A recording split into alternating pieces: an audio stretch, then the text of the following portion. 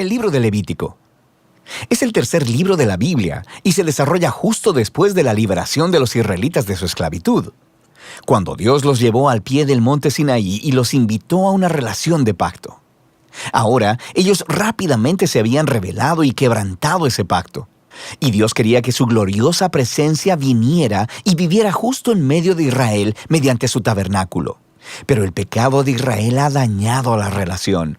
Así que al final del libro anterior, Éxodo, Moisés, como representante de Israel, no podía siquiera entrar a la presencia de Dios en la tienda. El libro de Levítico inicia recordándonos este problema fundamental. Dice, el Señor llamó a Moisés desde la tienda. Así que la pregunta es, ¿cómo puede Israel en su condición de pecado y egoísmo ser reconciliado con este Dios santo? De eso se trata este libro, sobre cómo Dios, en su gracia, está proveyendo un camino para que un pueblo pecaminoso y corrupto pueda vivir en su santa presencia. Ahora, detengámonos un momento y exploremos esta importante idea de que Dios es santo. Este concepto es fundamental para entender este libro. La palabra santo significa estar apartado o ser único. Y en la Biblia, Dios está apartado de todas las cosas por su rol único, como creador de todo, como el autor de la vida misma. Así que si Dios es santo, entonces el espacio alrededor de Dios también es santo. Está lleno de su bondad, vida, pureza y justicia.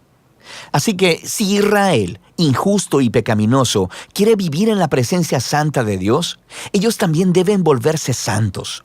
Su pecado debe ser enfrentado, y por eso tenemos el libro de Levítico.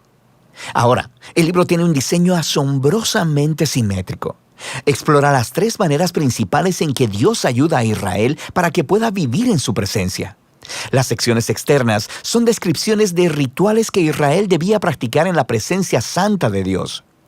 Las siguientes secciones internas se enfocan en el rol de los sacerdotes de Israel como mediadores entre Dios e Israel. Y dentro de eso hay dos secciones que se enfocan en la pureza de Israel. Y luego, justo en el centro del libro, hay un ritual clave, el Día de la Expiación, el cual provee unidad a todo el libro. El libro concluye con una breve sección donde Moisés llama a Israel a ser fiel a este pacto. Vamos a profundizar en el contenido del libro. La primera sección explora los 5 tipos principales de sacrificios rituales que Israel debía llevar a cabo. 2 de ellos eran maneras de cómo un israelita podía dar las gracias a Dios al ofrecerle de vuelta un obsequio simbólico de lo que Él le había dado primero. Los otros 3 sacrificios eran diferentes maneras de pedirle perdón a Dios. Así que aquí el israelita ofrecería la sangre de un animal mientras confiesa que su pecado ha aumentado el mal y la muerte en el mundo bueno de Dios. Pero Dios, en lugar de destruir a esta persona, por supuesto que quiere perdonarla. Así que el animal muere simbólicamente en su lugar y hace expiación, lo que significa que cubre su pecado. De manera que a través de estos rituales, los israelitas eran constantemente recordados de la gracia de Dios, pero también de su justicia y de la seriedad de su propia maldad y las consecuencias. El segundo grupo de rituales establecen las 7 fiestas anuales de Israel, y cada una de ellas cuenta una parte diferente de la historia sobre la manera en que Dios los redimió de la esclavitud en Egipto y los llevó a través del desierto hacia la tierra prometida. Y al celebrar estas fiestas de manera regular, Israel recordaría quién era y quién era Dios para ellos. Ahora, la sección sobre los sacerdotes de Israel. Aquí tienes a Aarón y a sus hijos, consagrados para entrar a la presencia de Dios en representación de Israel. Y luego, en esta sección correspondiente, encontramos los requisitos para ser sacerdotes. Los sacerdotes eran llamados a tener el nivel más alto de integridad moral y de santidad ritual, porque ellos representaban al pueblo delante de Dios, pero también representaban a Dios delante del pueblo. Descubrimos por qué la santidad de los sacerdotes importa tanto en esta primera sección, justo después de que la familia de Aarón fuera consagrada. 2 de sus hijos entran como si nada a la presencia de Dios y flagrantemente violan las reglas. Así que son aniquilados al instante por la santidad de Dios. Es un inquietante recordatorio de la paradoja de vivir en la presencia de un Dios santo, porque Él es pura bondad, pero se vuelve peligrosa para aquellos que se rebelan e insultan su santidad. Así que es importante que los sacerdotes de Israel sean santos y también que todo el pueblo de Israel se santifique. Sobre esto es que tratan las siguientes secciones internas. Los capítulos del 11 al 15 tratan de la pureza ritual requerida de todos los israelitas, y los capítulos del 18 al 20 tratan de la pureza moral del pueblo. Estos conceptos son lo que está por debajo de todo este lenguaje sobre pureza e impureza. Debido a que Dios es santo y apartado, los israelitas deben estar en santidad cuando entran a su presencia. Esto se conocía como estar limpio o puro. La presencia de Dios estaba excluida para todo aquel que no estuviera en una condición de santidad. No estar en santidad se le conocía como estar inmundo o impuro. Ahora, un israelita podía volverse impuro de unas cuantas maneras. Por ejemplo, al tener contacto con fluidos corporales reproductivos, al tener una enfermedad de la piel, al tocar moho u hongos o al tocar un cadáver.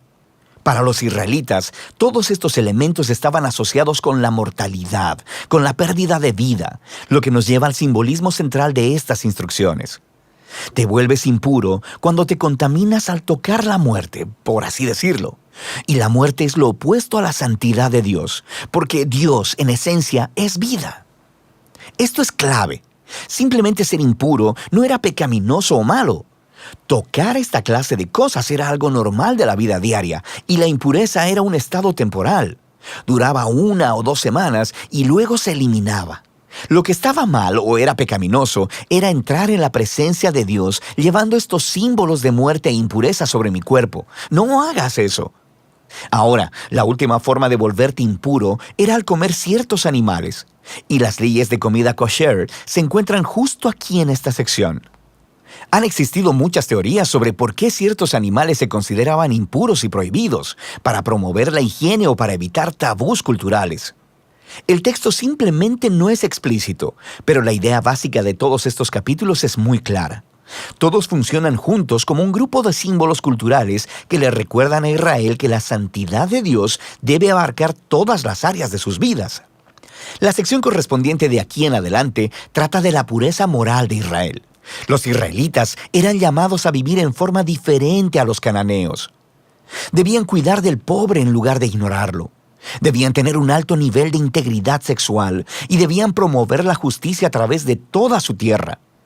Ahora, aquí en el centro del libro nos encontramos con una larga descripción de una de las fiestas anuales de Israel, el Día de la Expiación.